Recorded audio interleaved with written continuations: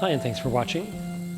In this video, I wanted to look at two fundamental aspects to training Xingyi.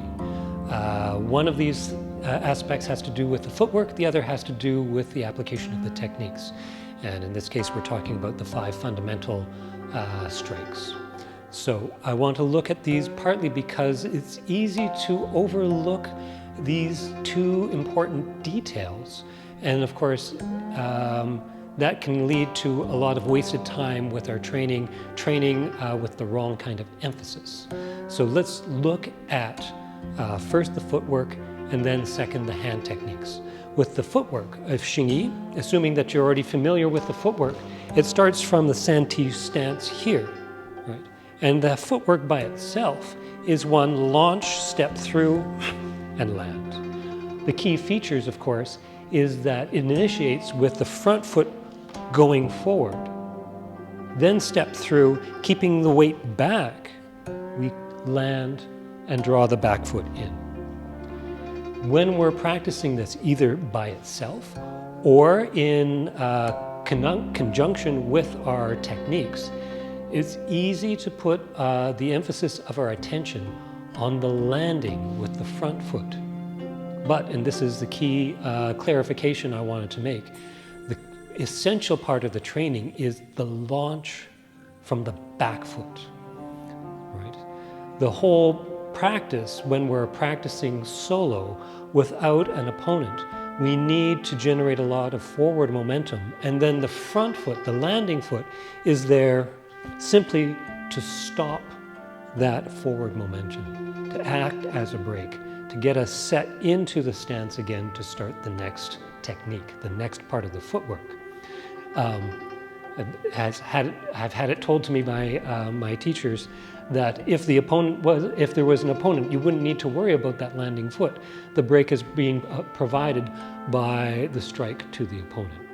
So again, this is to clarify why I say the important part is the launch off the back foot. This is where the forward momentum happens.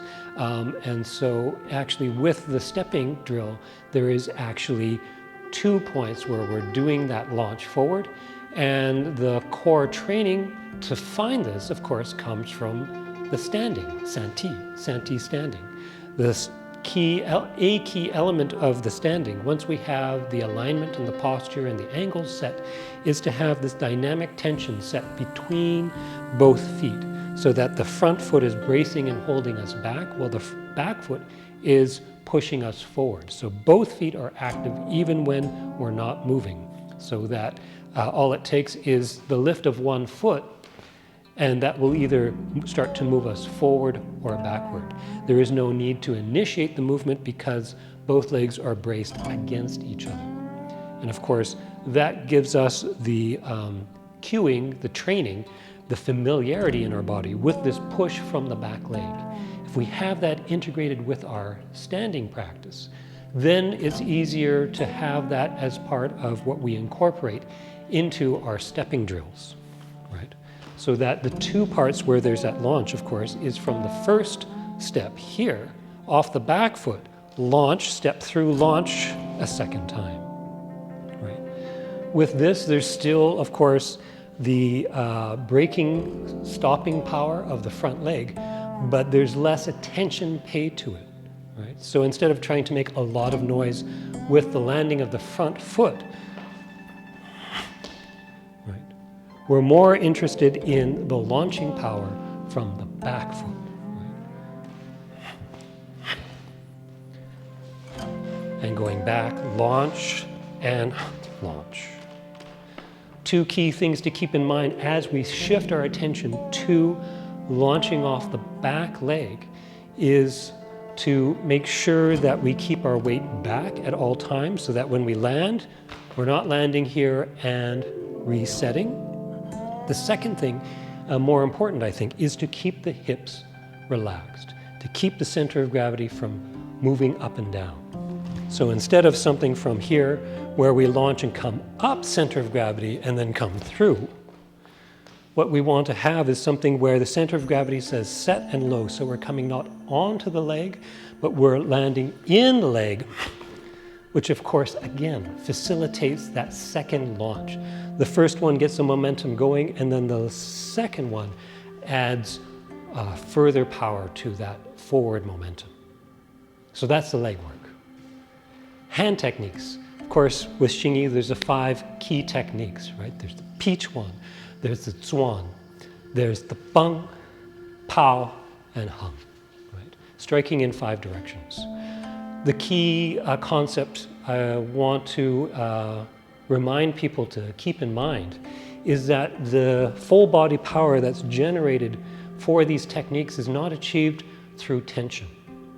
Xingyi has a very external appearance in terms of the style, but of course it is an internal style.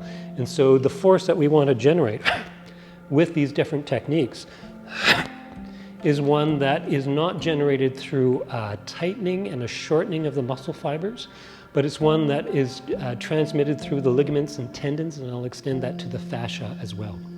And so we're making use of this connected, elasticy kind of power generation. And so the difference between these is something, if we use Pichuan as an example, right? If it's done with a stiff power, with a tension,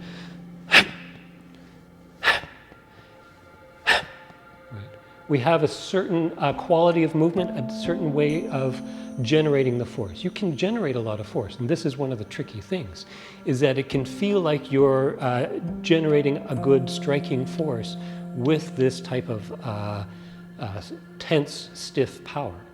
But it's one that eventually you'll have to start to undo. And so from the beginning, it's better to start trying to find this elastic, softer kind of strength for each of these strikes. Right. For something like the Beng Chuan, it's sometimes even easier to see. This is done with a stiff power, right? If it's done with a more integrated but softer power, with the power going through the ligaments and tendons, it has a different timing, it has a different quality, it has a different way of transmitting the force. Instead of transmitting the force to the surface, it actually travels inwards. Right? So how do we train this? How do we pay attention to this? First is to take away the strength, right? The emphasis at the beginning is to find the correct lines, the correct posture, the correct angles. So all of the techniques are done according to the requirements of Xingyi, right? So that we have the elbow tucked in, that the techniques are short distance techniques, that they're integrated through the shoulder into the low back, etc., etc. When we have the form correct, then we need to pay attention to the intention, right, to the mind, and have it so that it doesn't provide the direction to add tension into it, but it is actually, you have to take the tension away. When you have the structure, you have to trust the structure is what's going to allow the transfer of the force, right? And of course, this is a whole body power, so this is a force that's transmitted through the whole body in an integrated but soft manner through the ligaments and tendons. And this leads to the third important concept. Maybe it's a bonus concept, which is that these two key concepts, one is the launching power through the footwork and the loose, I don't want to use the word loose, but the elastic full body power, right? The power that doesn't have the tension in it, the stiff, non-stiff power. These two skills, you can almost say that they're separate from each other. You need to train them and train them individually. And then it's through the process of training them singly, then it becomes possible that you link the timing of them so that the generation of both of these types of power, the launching power and this internal elastic striking power, are initiated at the same time and land at the same time. Right? So again, thinking of them as two separate things. That can even mean practicing the stepping drills as a stepping drill, practicing the techniques as just separating them out so that you're doing just the techniques by themselves with less emphasis on the stepping.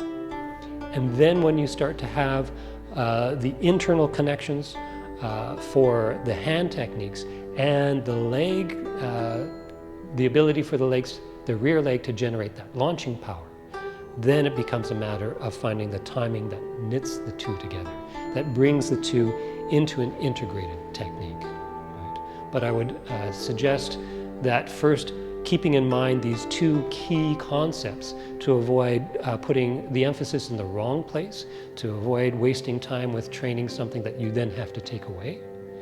And then thinking of training them as if they were separate two tracks, footwork and hand techniques. And then after you have a sense of those and how they work by themselves, then it's a matter of finding the timing that brings the two together. So I hope this information is helpful for you.